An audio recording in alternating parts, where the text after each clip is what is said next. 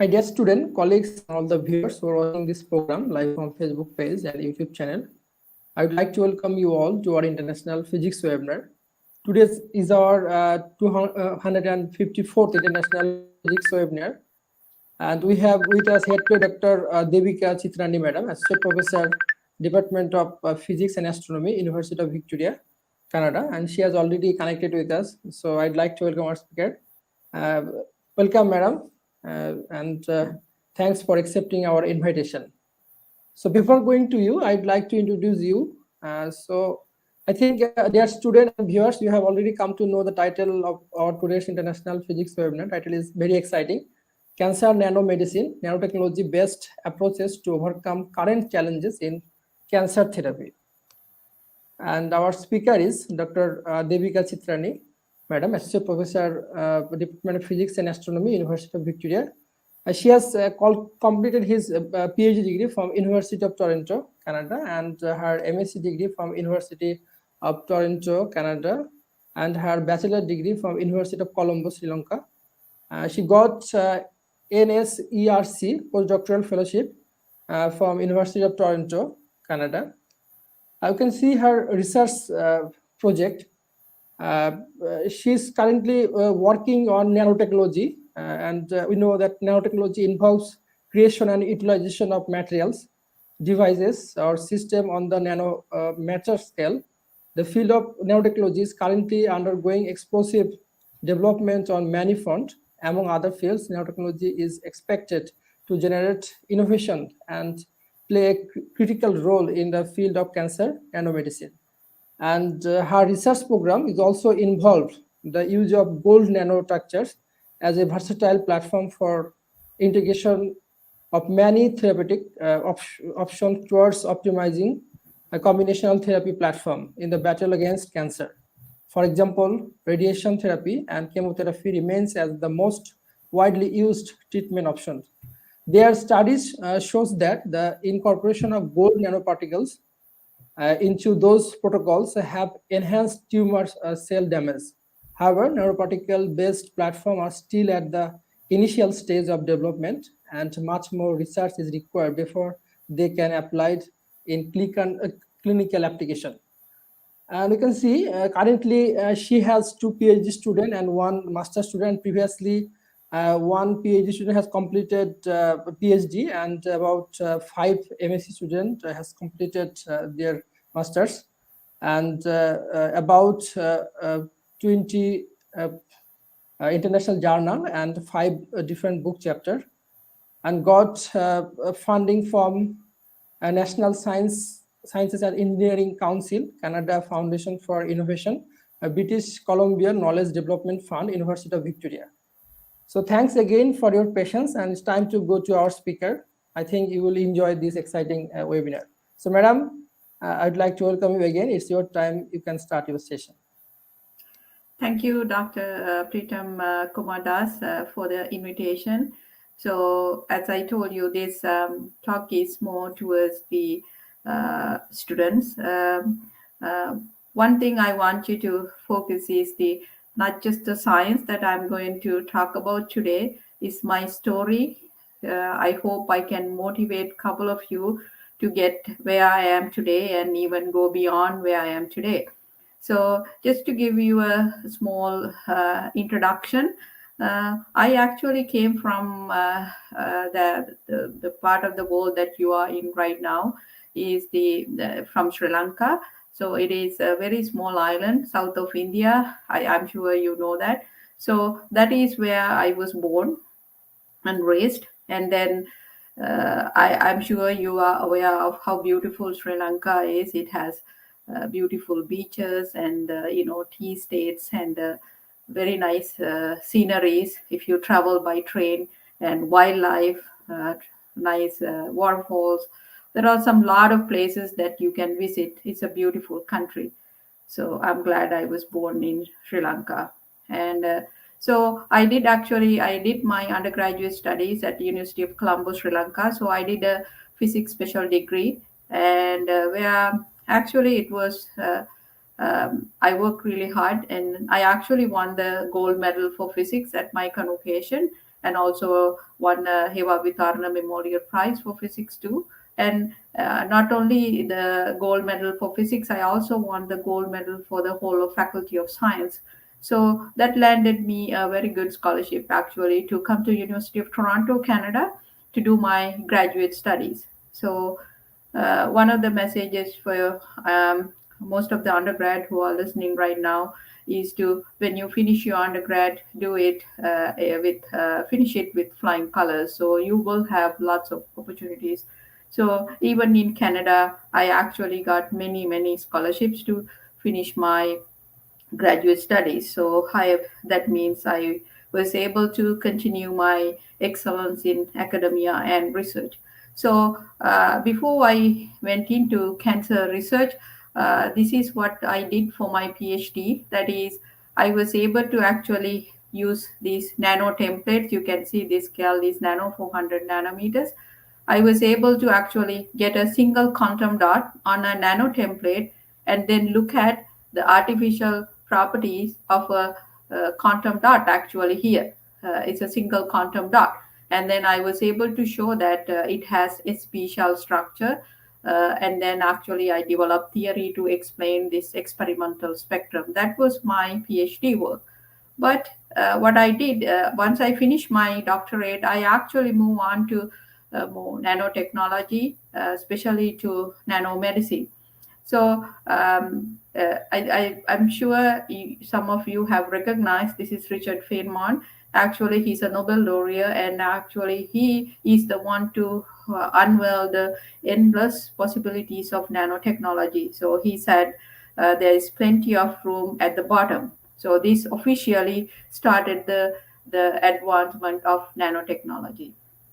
So I decided to move on to nanotechnology after my PhD. That is one of the points I want to make. Don't be hesitant to change your field a little bit for after you do your graduate studies, because that's what the training is for, to do something that you love to do. You might find something interesting. So to since when I talked to Pretam, and he said that there are a lot of undergrads listening to this talk as well. So just to give you an idea, what is the scale of nano? So just imagine now. So for example, if you take a drop of blood, it basically it has 5 million red blood cells. And then if you take the diameter of a red blood cell, it's about 2500 nanometer.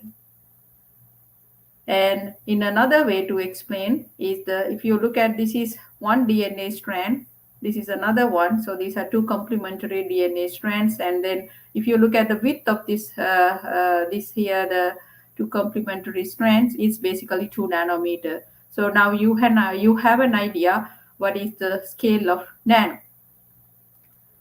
So now the question is, why do we think we can use this nanotechnology in medicine, right? So if you think about medicine, we mostly we think about ourselves, how we can benefit, right? And we are made out of trillions of cells. So this is a schematic of a cell that we are made of, right? So this is a cross section, and then you can see in the middle is the nucleus, and of course it has basically a membrane, and it has a lot of organelles inside the cells. So every cell has a function. So that's why these things are there to do different functions, right? So the question now here is why do we think we can use nanotechnology uh, uh, for applications in medicine? In other words, we should be able to use these nanoparticles in our cells to do different things, whatever we want. So why do we think we can do that? Now think about it this way. Now we are going through an outbreak, right? It is a COVID-19 outbreak. And then, so that is a virus. So what is the size of a virus? It's about 60 to 70 nanometer, this virus is, right? So that means these viruses can get into our cells. So these are in nanometer scale. For example, what we eat every day, proteins. Proteins are nanometer scale, so they get into our cells, right? Uh, uh, and provide energy and whatever we need to function. So if you look at along the same line, so if we make nanoparticles of between 1 to 100 nanometer, we can actually use them for advances in medicine. So that's the rationale behind using nanoparticles in medicine.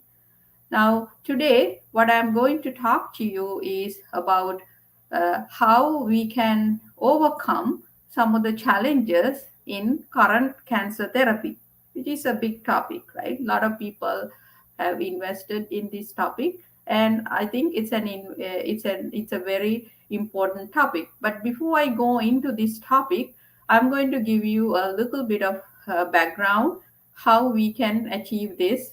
Um, in a I would in a step by step way. So now, as I told you before, so the if I were you to, what is the nanometer scale? We think about it's a 1 to 100 nanometer. So the one of the questions I asked when I joined this field after finishing my graduate studies is the will the size of this nanoparticle really matters? That means, can I choose a 1 nanometer nanoparticle or 100 nanometer particle? Will the outcome will be the same? That was my question.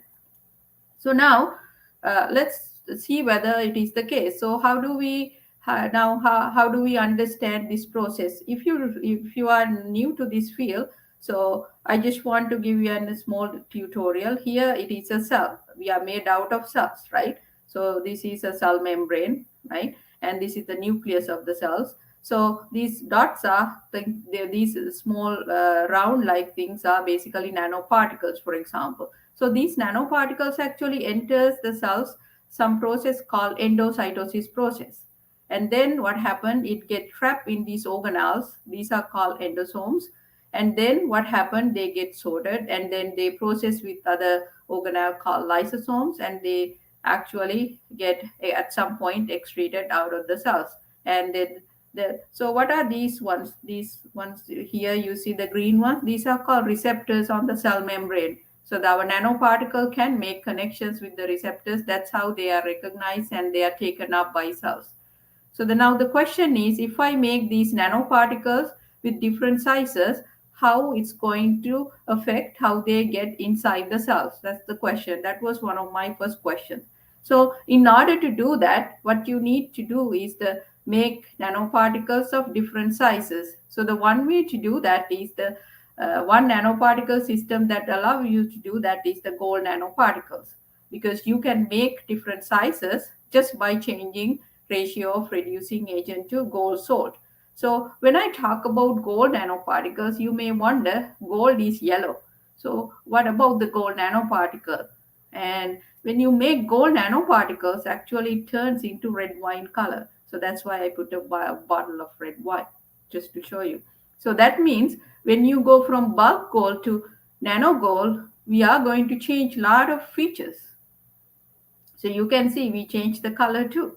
So that tells you how different the process is. Now, as I told you, we can make gold nanoparticles from different sizes, going from 10 to 100 nanometer, using the uh, same materials, but just by changing the ratio of reducing agent to gold salt, we can make different sizes. So you are not changing the material system, you are just changing just the size. So if you were to look at the how the size of the nanoparticle affect how they go inside the cells, this is a better material system to look at that property. So that's why I started with gold nanoparticles. Now let's see what happens when you do that experiment. So as I told you, those gold nanoparticles can go through the cells through endocytosis process and get actually transported and excreted. So the question is, how does the size of the gold nanoparticle affect how they get into this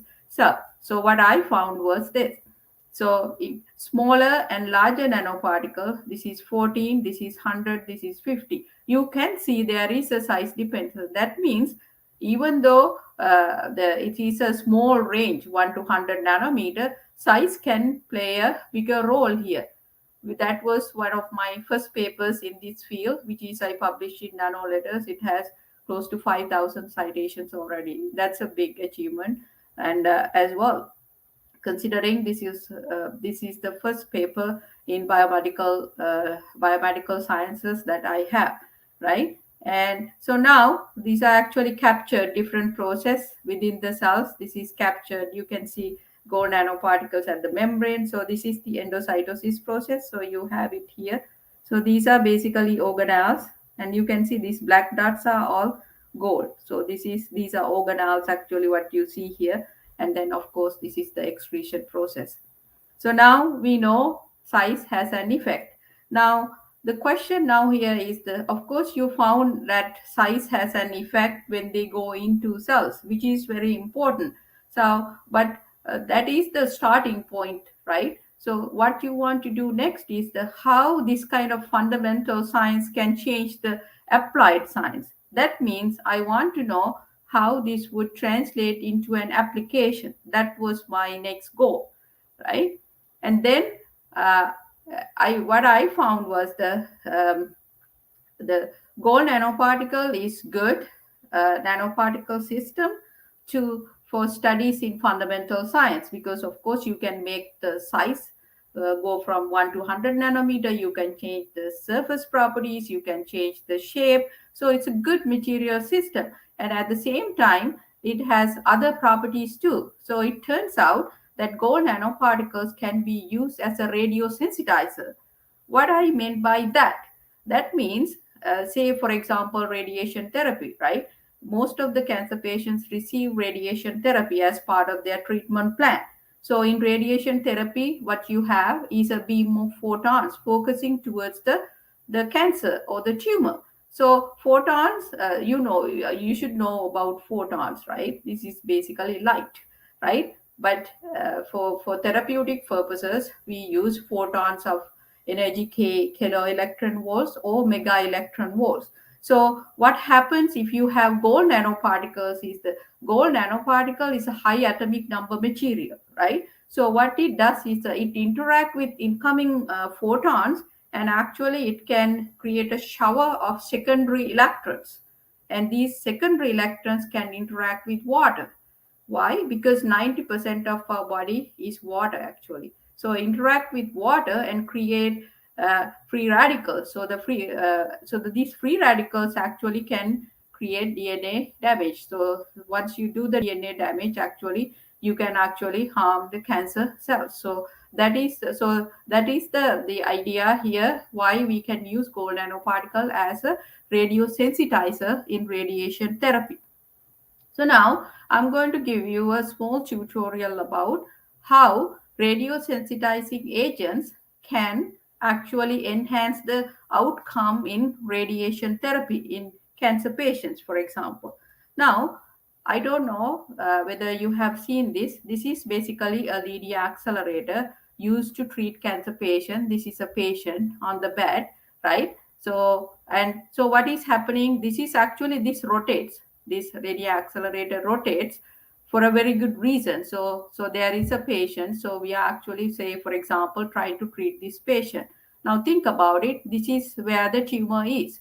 So say this is the where the tumor. So what happens when this linear accelerator rotates? It actually sent these x-rays or photons at different directions to the tumor.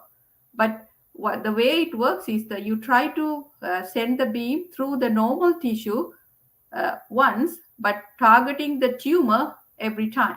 So that way you can actually reduce the exposure to the normal tissue surrounding this tumor. So because you have to reduce the exposure to our healthy tissue, right? So now see what happens now. I want you to understand this curve now. So there are three curves here. I want you to focus on the rightmost curve here. So what this one is, the normal tissue control probability here, right? So that means this is the normal tissue here. That is the surrounding tissue, normal tissue. This is the tumor, right? So this is the normal tissue control probability curve here. So this is actually the tumor control, that is here. This is the tumor. So this is the tumor control probability. Now let's see what happens. Say now by doing radiation therapy, you want to say control the tumor by 80%, right? 80%. So let's see what happens now. If you were to gain 80% of control of the tumor, so then let's see what happened to the normal tissue toxicity. So here, the normal tissue toxicity is about 50% here, for example. This is an example, right? But you want to somehow reduce this normal tissue damage as small as possible, to reduce as much as you can. So in order to do that, what we would do is that we can actually put a radiosensitizer inside this tumor, like gold nanoparticles. So what happens when you put a gold nanoparticle or a radiosensitizer within the tumor, you can push this tumor control probability curve to the right. So this is what tumor control probability curve with the radiosensitizer. So we push this curve to the right. See now what happens here is the same 80% tumor control. When you get that, the normal tissue toxicity, you can see it's about 5%. So you can reduce that. That's the meaning of using radiosensitizers in radiation therapy, to reduce the normal tissue toxicity while controlling the tumor growth. So that is the essence of using radiosensitizers like gold nanoparticles in radiation therapy. I hope you have an idea of what it really means now. So now, um, when I joined this field, there was a study where it has shown actually, if you use gold nanoparticles with radiation therapy in a mouse model, you can really see gold nanoparticle with radiation here. This is the tumor volume here. Tumor volume can be reduced almost to zero level, right? With gold nanoparticles and radiation. This is radiation alone. Tumor is still growing, right? So this is a very good outcome. But it was done in 2004. So the question you may have is why it is not in the clinic yet if it is that good. But that is where I'm trying to figure out, right? So what are the drawbacks of this study? There are a couple of things. One is the amount of gold nanoparticle used to produce this outcome is pretty high, so it is not clinically feasible. So the one of the goals that we want to have is to reduce the amount of gold that we need in a way so that it is clinically feasible. The second problem is in this study, KeV, kilo electron volt photons were used. But if it is a deep-seated tumor in a human, for example, you have to use mega electron volt photons, because kilo electron volt photons will not penetrate. So the question is, can you show both of these now? That means this gold with radiation would work with mega electron volt photons, and at the same time, can you reduce the concentration of the gold to a level which is clinically feasible? So that's what we are trying to figure out. Now, one other thing I want to show you here is for this study, the size of the gold nanoparticle used was 1.9 nanometer, very small gold. Now we are trying to figure out what is the problem here, how can we solve the problem. So for this study, they use 1.9 nanometer gold. Now remember my study, I use 10 nanometer, this is 100, this is 50. So you can see very small nanoparticle have a lower uptake. This is 10. So 1.9 nanometer must be, uptake is very, very low. So if the uptake is very, very low, that means you have to inject a very high amount of gold to achieve a higher sensitization.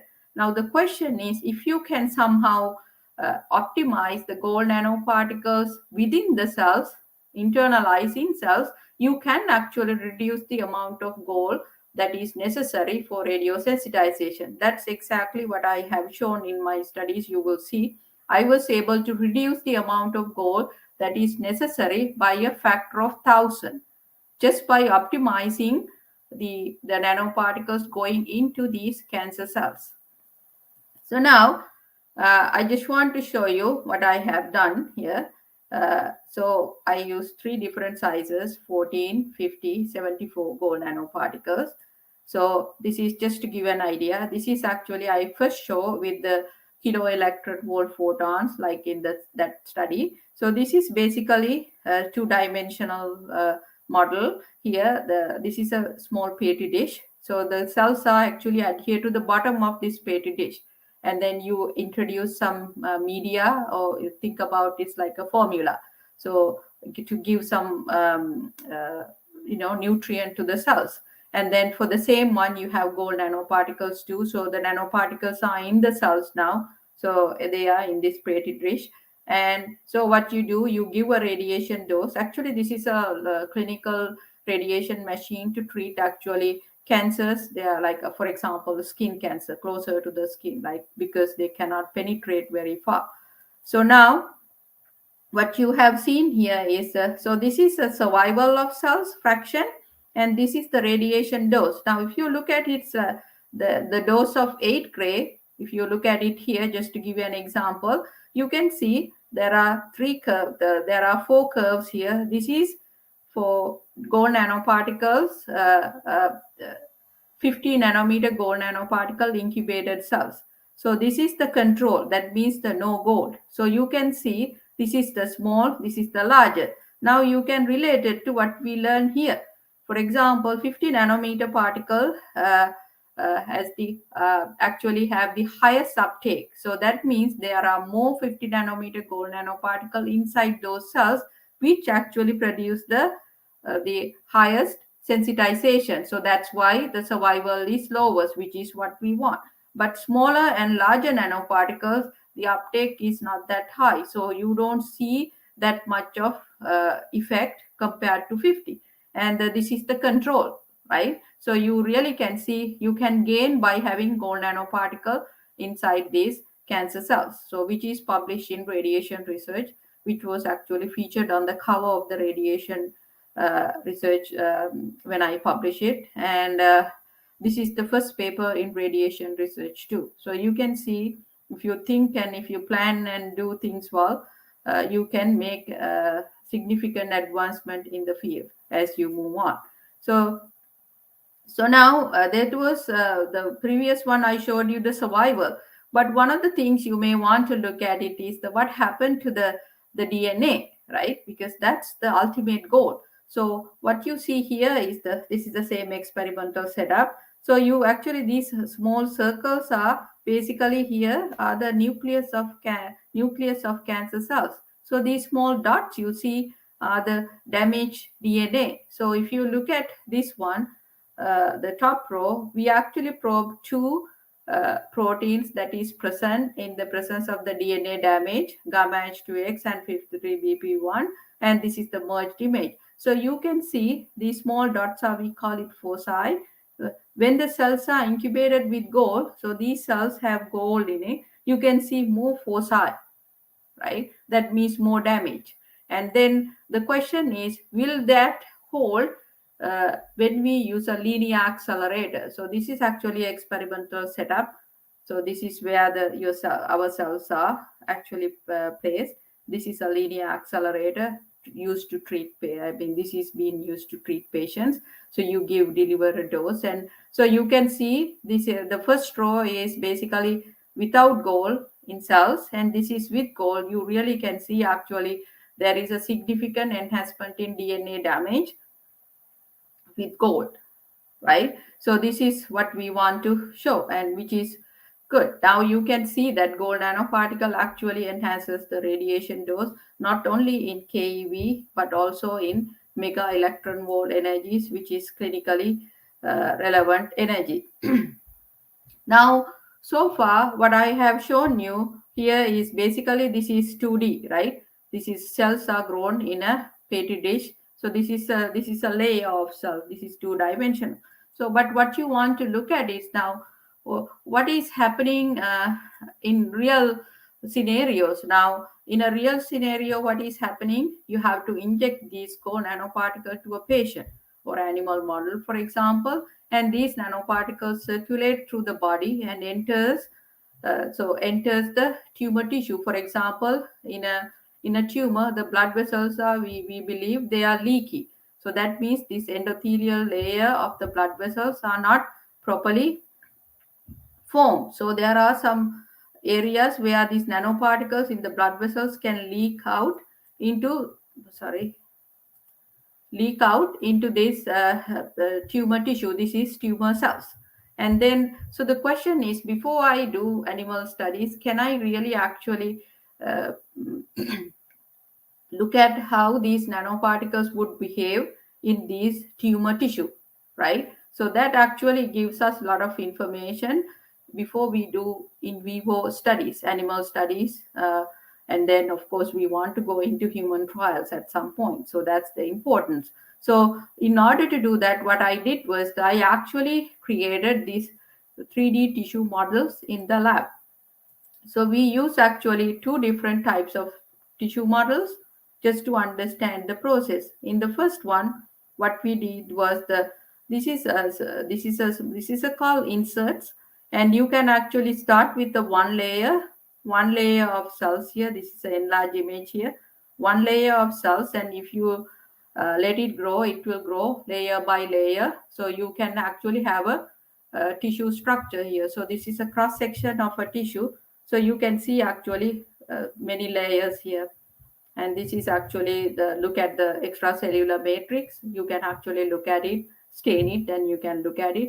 The bright dots all are here in these cells are basically gold. You can see a lot of gold in this tissue structure. And then we also actually use another method to create this 3D tissue structure, is making tumor spheroids.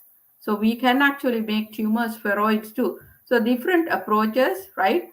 But what you want to do here is even though they are different approaches, this is a tumor spheroid, and these basically what you can see here is all these bright structures are gold inside this 3D tissue. You can see that, and you can see the periphery of the tumor has lots of gold, which is what we see in normal tissue tumors as well, because there are more blood vessels around this. But in this case, of course, you don't have blood vessels, but you still can see the similar effects, right? So the question is, we use two different 3D models. So the question is, will you arrive at the same conclusion in terms of nanoparticle transport and uptake and so forth?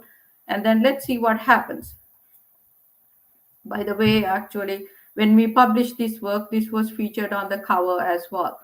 And just to give you an idea. So now, what was the outcome? So for example, this is a monolayer, like 2D, right? Remember I talked to you about 2D structures. It's like a one layer of cells.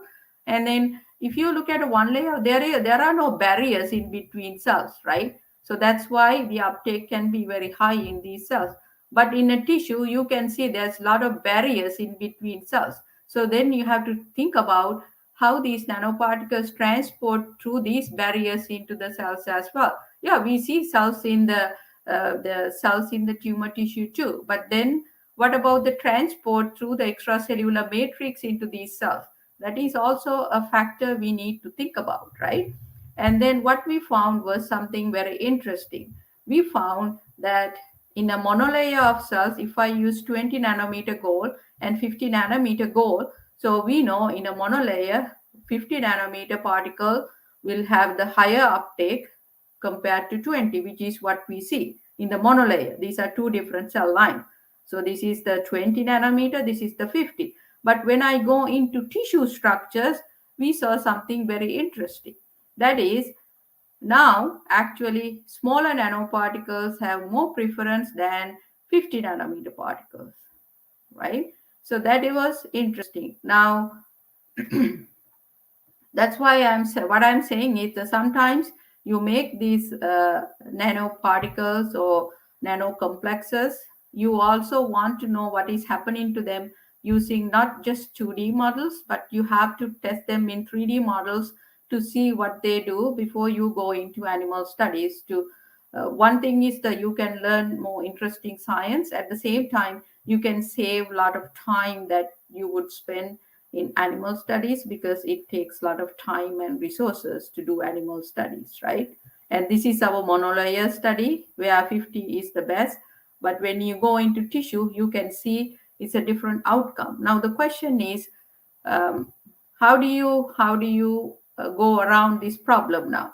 So that means, for example, if I go into tissue, small nanoparticles have uh, are better than larger, but their uptake is still uh, not that high, right? Small nanoparticles, when they arrive at cells, the uptake is very much uh, less, but of course they can penetrate through the tumor extracellular matrix. So the question is, can I increase the uptake of the small nanoparticle in a way so that I have more nanoparticle inside the cell? So how do you do that?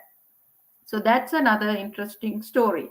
So these are long story, but I'm just trying to give you a sense of what I have done over the years. But you can read a lot of my papers. I have published many papers in this field.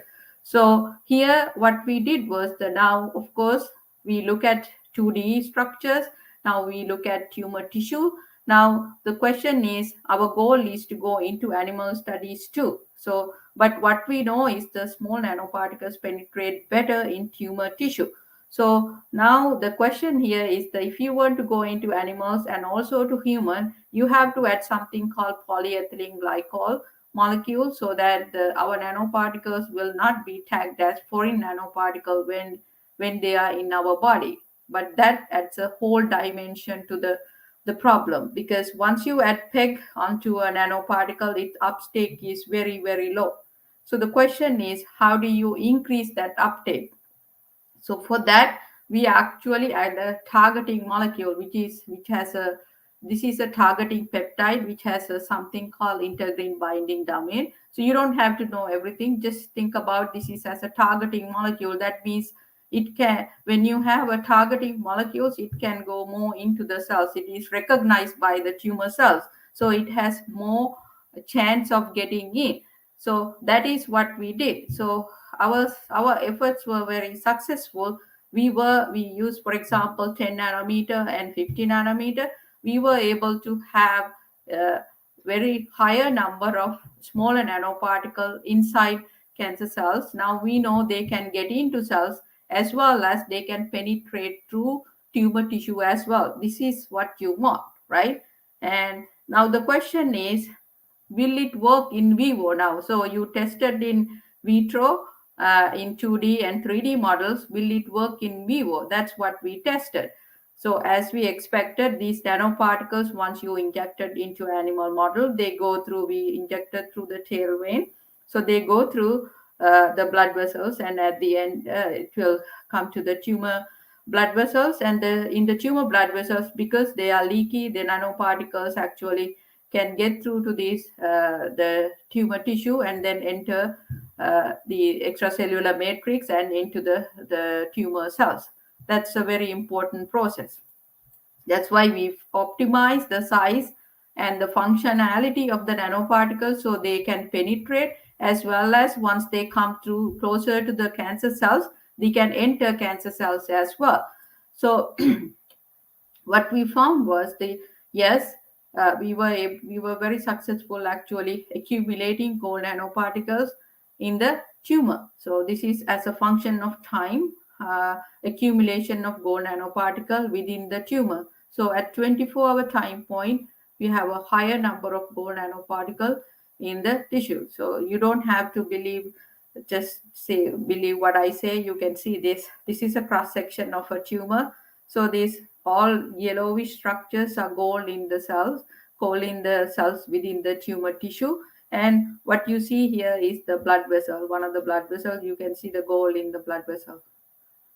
So it's very interesting. This is a dark field image. So the gold appear as bright spots.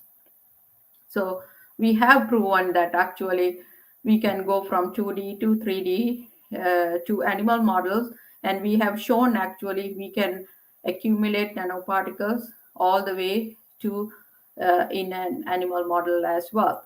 So now I'm going to change the gears a little bit to show you another side of the story of a tumor.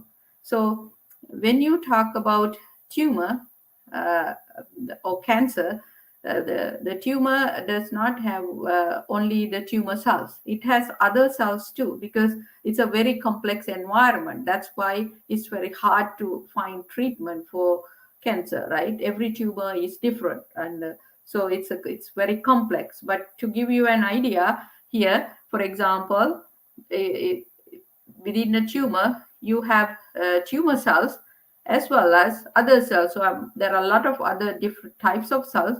I'm going to highlight two important cell types other than tumor cells. One is the normal fibroblast.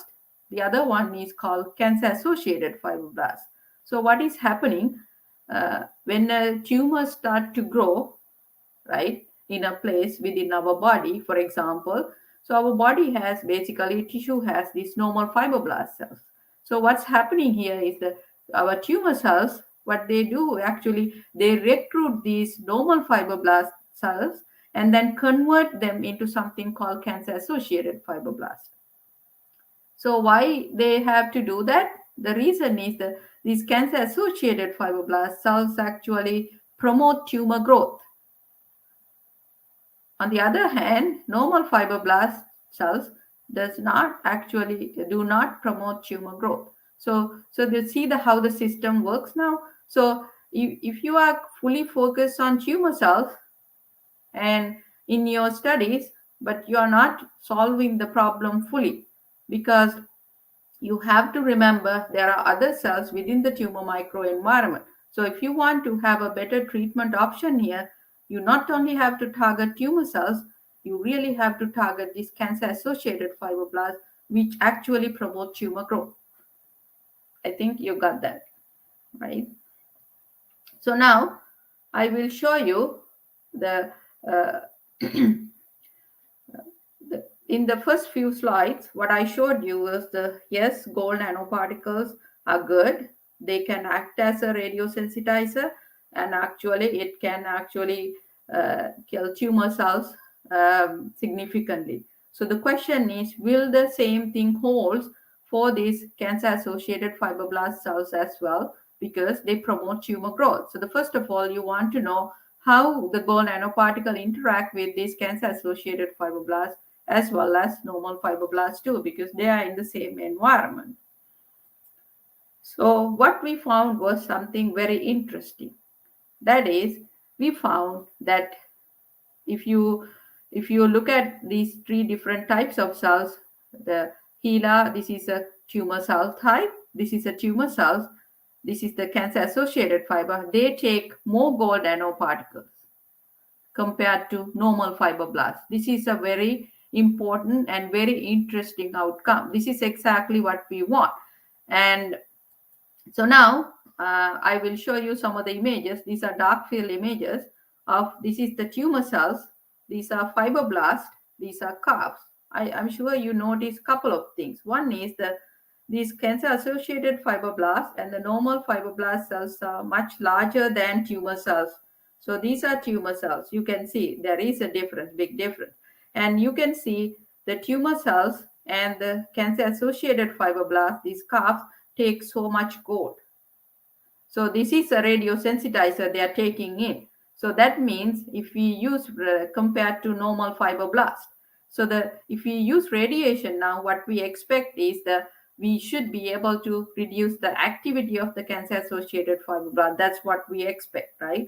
Because it has more gold, it can damage the action of the calf, so it won't be able to promote the tumor cells. But having gold nanoparticle in tumor cells, we should be able to kill most of the tumor cells. So are we achieving our goals? Yeah, that's what we want to do. So now just to give you another aspect, before I showed you these are dark field images. You really can see gold clusters in the cells. And I can show you the other one is these are confocal images where we can optically label gold in the cells. And then you can see the red ones are all gold nanoparticle clusters. So these are tumor cells. You can see the gold is there. And this is a calf, one cell. You can see how big they are. All the red stuff is gold. And this is a normal fibroblast cells. You can see less gold in the normal fibroblast cells. This is the data we had, uptake data I showed you. The calves and the tumor cells take more gold compared to normal fibroblasts. Actually, when you do radiation, you can see there is more DNA damage in the calves and the tumor cells compared to normal fibroblasts. This is exactly what we want. So that was one of the puzzles we are working on now. So this is actually, we grow these cells separately. Now, one of my PhD students is working on co-culture and doing a lot of other things that we don't know the answers to yet. And this one is published in Nature Scientific Reports. So you can take a look at it, all the details. Now, I'm moving on to something also interesting, that is combined cancer therapy. Why do I want to talk about that? That is, for example, we use radiation therapy, right? And we can combine gold nanoparticles with radiation therapy to improve the efficacy of the treatment for radiation. And what I found was that we can actually incorporate chemotherapy too.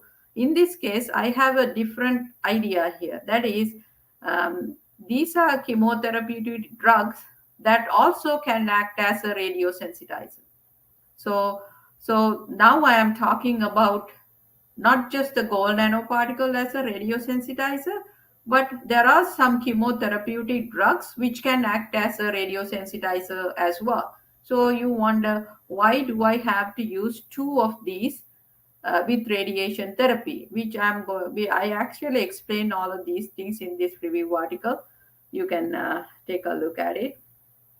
So then you have to think about it. There are a lot of chemotherapeutic drugs out there. So which one do you want to use with gold nanoparticles and why?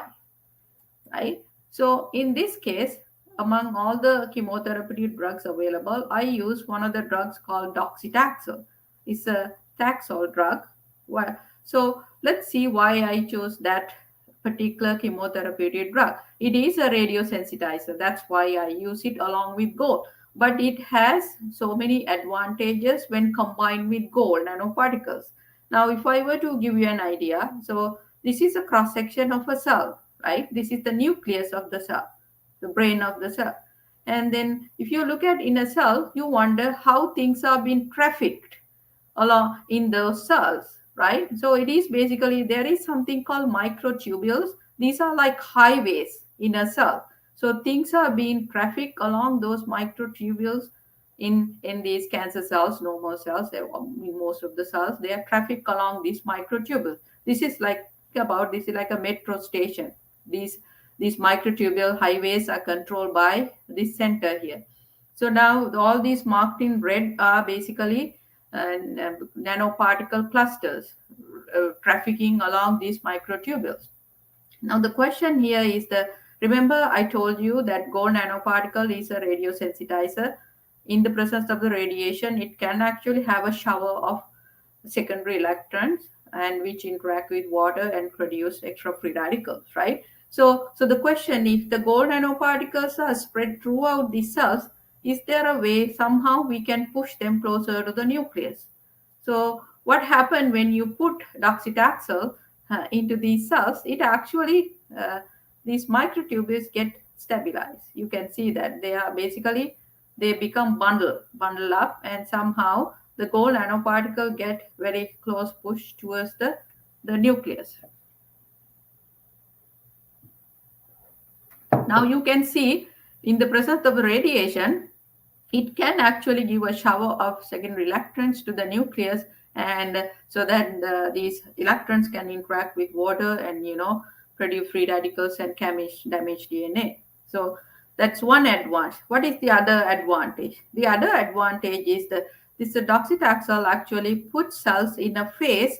Um, it is called G2M phase, which is actually the most sensitive to radiation. So, for example, a lot of you may not know, cell has a cycle, right? It has a different, we have a cycle in our life too. Every single cell has a cycle, right? And then it starts, and then it divides into two at some point, and then the process starts again and again. So if you look at the dotted line here is the normal cell population that the phases look like, right? And then, but when you put docetaxel, you can see the distribution changes. Most of the the cells go into a phase called G2M phase, which is actually the phase most sensitive to radiation, right? So this is very interesting. So you have a radiosensitizer goal, right, which can act as a radiosensitizer in the presence of the radiation. And these docetaxel drugs actually put cells in a phase which is most sensitive to radiation. So these two can act together in a very smart way to produce the highest damage in the presence of the radiation. This is what we see in our study. So for example, this is how these nanoparticles go into cells. This is no docetaxel. This is with docetaxel. You can even enhance the accumulation of gold in the cells with the docetaxel, and it actually exocytosis means the retention. You can see it retains also more gold in the cells, which is very important. And this is the experimental setup. You can see if you use docetaxel, the radiosensitizer with gold nanoparticles, you can see the lowest survival compared to the docetaxel with radiation alone. So you can see synergistic effect because it is a very smart combination of two radiosensitizers with gold nanoparticles. So the docetaxel is a actually chemotherapeutic drug, right? But we can use a lower dose of this drug with the gold to achieve a higher efficiency in the radiation therapy treatment process. So that is our goal. So now we publish that work. So this is good. And then what happened in so this is actually what we talk about here. You can see this is a 2D model. What happened in a 3D model? What about this the docetaxel and the gold nanoparticle, how they would behave in a 3D model? So which was very interesting. This is without no docetaxel. This is with docetaxel. You can see actually higher percent of gold nanoparticle in the cells that we see in 2D study, right? Monolayer of cells. So which is very interesting, and this is what we want. And so now the question is how this would translate into in vivo study, that means the animal study, right? So what we did was that we actually injected gold nanoparticle with docetaxel into an animal model. Actually, we haven't published this data yet. We are submitting this manuscript very soon. It's already done, so you will get to see it at some point. So we see some very interesting effects. Similar effect we saw in 2D and 3D models. That is, with the presence of that gold nanoparticles, you can see more gold nanoparticle in the tumor versus just use gold nanoparticles alone, which is very encouraging, and we are very excited. So here, just to give you an idea, this is actually with no docetaxel. This is with docetaxel. You see the tumor cells, right? See, they light up actually. So you can see more gold. So our next goal, actually, we are planning to do the radiation study now. So these are actually not published, this work. It will be published very soon, but we are actually planning to do radiation study as we speak now. So I'm very excited. So now that was one aspect. The other aspect what we are working on is I talked to you about gold nanoparticle with docetaxel. We are also looking into another combination. This actually paper is under review right now. Is gold nanoparticles with another very potent drug called bleomycin, which is a very, very important drug. But currently the problem with it is it actually is causing a lot of side effects. So the question is, if you can deliver this drug in a controllable fashion to the tumor, you can gain so much,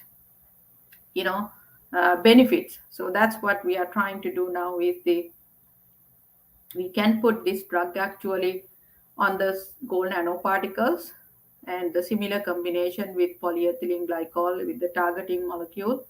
You really can see actually, if you look at this chart here, with radiation, with the drug actually and the gold nanoparticle, you can see how low the survival is, which is very good compared to gold nanoparticles alone.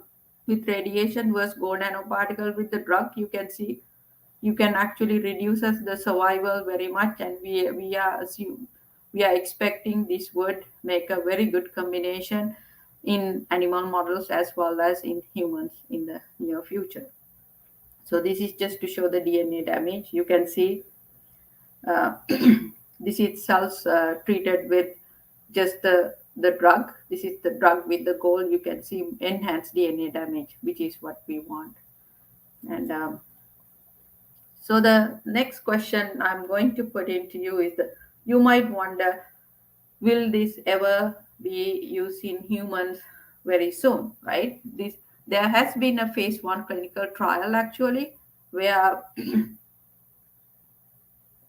it is shown actually gold nanoparticles are biocompatible. The same group actually is running another trial now with another drug on the goal.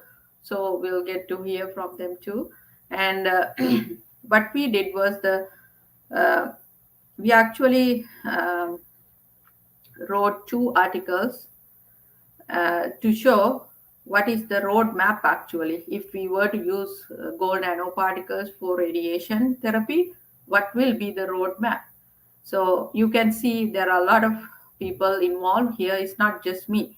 So I cannot do everything in my lab. So I have a lot of collaborators. So this is Dr. Sunal Krishnan, who is actually at Mayo Clinic and in USA. He's a good collaborator of mine. He's a clinician scientist. And this is Yan, and he's a scientist at the Harvard Medical School. And this Ross is from Massachusetts General Hospital, and the Zhang is from actually MD Anderson Cancer Center, so forth. So there are a lot of people involved in this process. We are working together to achieve our goal, and that's why we wrote this article to share our ideas with the researchers around the world, so that we can do this together. Right? It's a big task. So now I just want to introduce all of my heroes here. These are my graduate and undergraduate studies. These are all my undergraduate scholars. They have contributed immensely. These are all my graduate students who contributed to this work. These are granting agencies. Actually, this is my daughter. I took this picture when she was very young. We went to Disney World.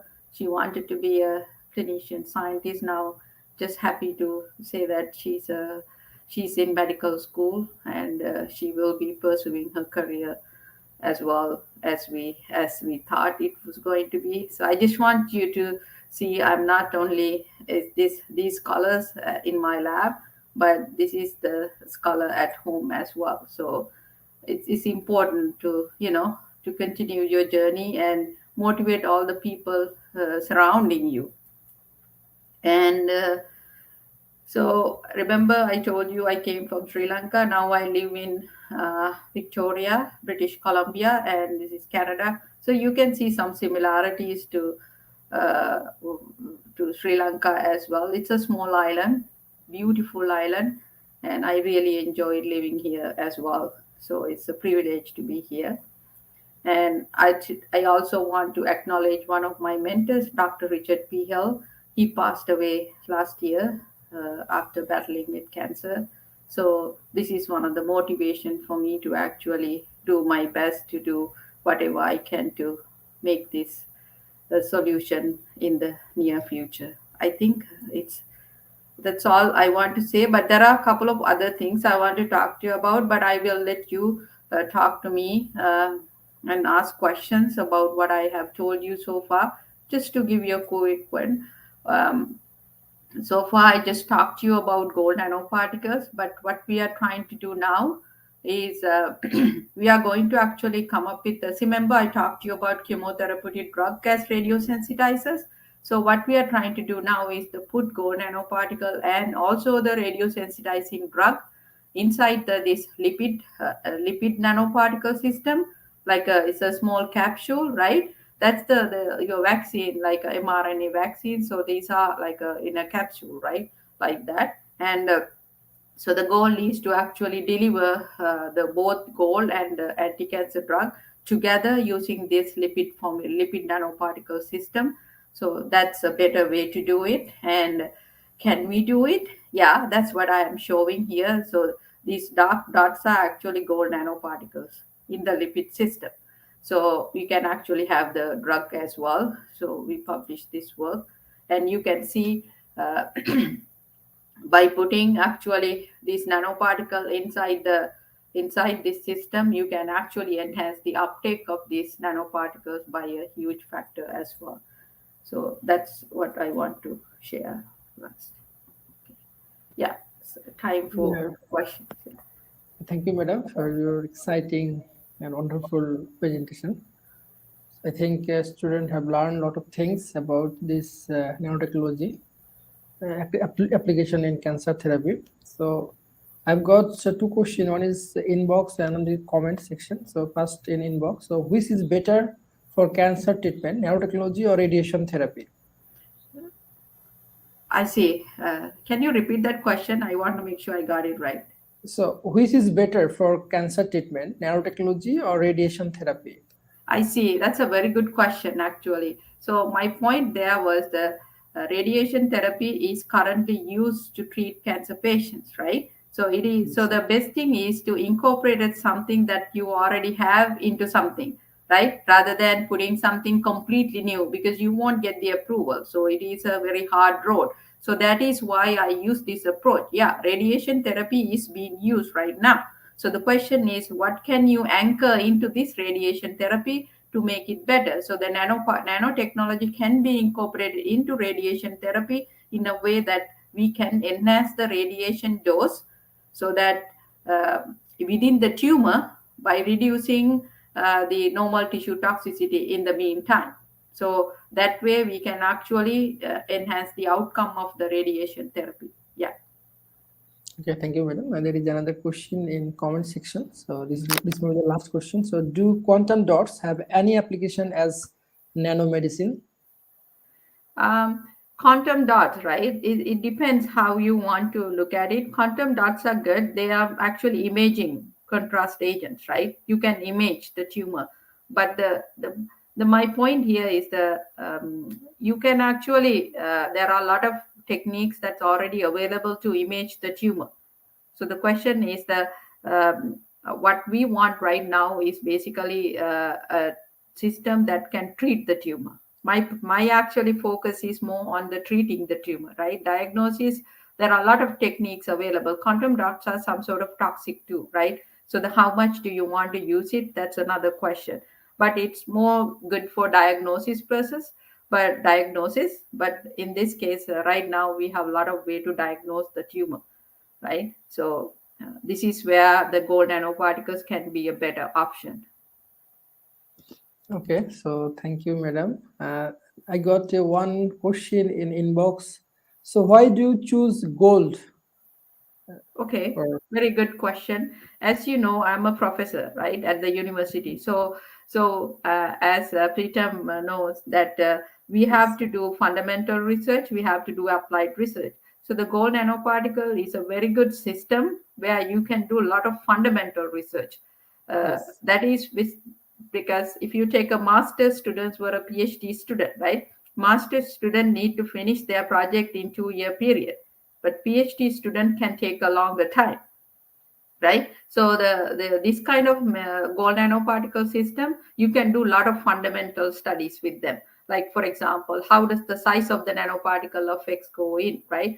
If you change the surface properties, how does that affects the uptake, transport, and all of these? But those are simple projects to work with because you can change the size, shape, surface properties very easily. But at the same time, gold nanoparticle is a very good system for applications too. Like for example, it can be used to deliver drugs, right? It can be used to as a radiosensitizer to increase the the radiation therapy treatment process, right? If you look at it, so which is another. And a lot of people are using gold nano rods for photothermal therapy, right? So you yes, might wonder why I didn't go into photothermal therapy. Why do you choose radiation therapy? The reason I chose uh, the radiotherapy versus photothermal therapy. Going back to the same question you asked me first time, is the photothermal therapy is not heavily used in the clinic right now. So it's a long process. So, but people are testing gold nano rods because it actually actually has infrared light, basically can cook the tumor. So basically, Yes. right? So people are using gold nano rods, gold nano shells actually in photothermal therapy. So the gold has a lot of applications, and so that's why I think it's a good material system, and it's easy to make. It's like making tea, I tell people. Yes. Like think about when you make tea, if you change the ratio of milk to sugar, you get a different taste. Similarly, if you change the reducing agent to gold salt, you get a different size. So it's very easy to do it in the lab. It's non-toxic, right? So Yes. we have done a lot of studies. It's not toxic. So that's why you can even use it in humans, right? And then you may ask how expensive it is. Gold is so expensive, right? But we did a calculation. If you were to trade a human being, basically, if you were to use gold, it cost us less than $10. So because we are using nanotechnology, right? So Yes. that's why the beauty of nanotechnology. Yeah. Yeah, thank you, madam. So, if any student from Bangladesh want to join your group, what he or she need to do? Uh, Okay, so it not only my group, any group, right? any So group? that's why I showed a couple of slides at the very beginning how I Yes. did my undergrads, right? So uh, not everybody can get the faculty gold medal and stuff, right? But these are not goals that is far from you, right? You can, because I mean, in our countries, like there is a if you are a girl, you think you cannot do physics. There is this kind of uh, the Barrier. blanket, right, and saying you cannot do that, but you can do it. You have to believe in yourself, and you have to do your undergrad really well, because you have to get a good GPA to get into an international university. To You see my point? And then try to do do really well in your courses. I know that is not the end, but it is important. Otherwise, how do we know, right? So then when you apply for international schools like my university or any other university, they look at actually what is your GPA, right? And that is one of the factors. And in your case, some of the cases you have to do other GRE and TOEFL and other things as well.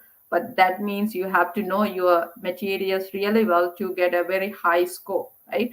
So Yes. that's how I mean, that's how you are judged. But it is not fair sometimes. But that's how what that's those are the things we have to overcome. But if you can overcome those, you can be one of the best, when you get here. So after that barrier is over when you come here, because you can perform really well. And I did, right? I proved it to you. So that's my advice to all of you coming from that part of the world. It's just the barrier that we have to overcome.